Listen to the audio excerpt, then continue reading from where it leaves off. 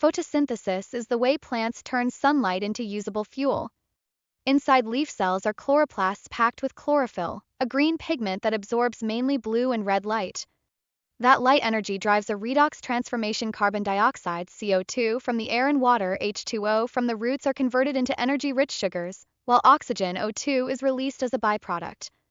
In simple terms, the plant is a solar-powered kitchen that cooks sugars from air and water. In scientific terms, it transfers energy from photons to chemical bonds.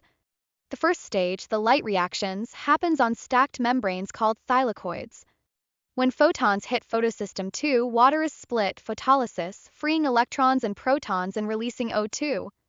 The energized electrons travel down an electron transport chain, and their movement helps pump protons across the membrane, building a gradient. Like water turning a turbine, that gradient spins ATP synthase to make ADP, the cell's energy currency.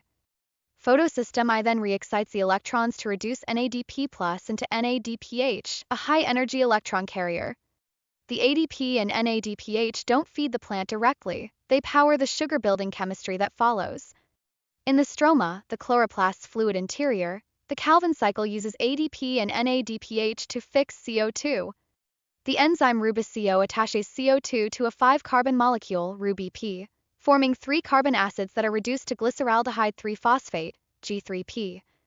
Some G3P exits to build glucose, sucrose, cellulose, and starch, the materials and fuels for growth, while the rest regenerates RuBP to keep the cycle turning.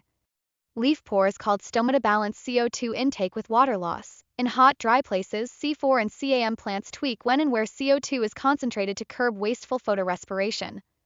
Big picture, photosynthesis stores sunlight in sugars that plants use or stash for later, and the oxygen it releases sustains nearly all aerobic life. Every forest and field is a vast, quiet power plant running on light.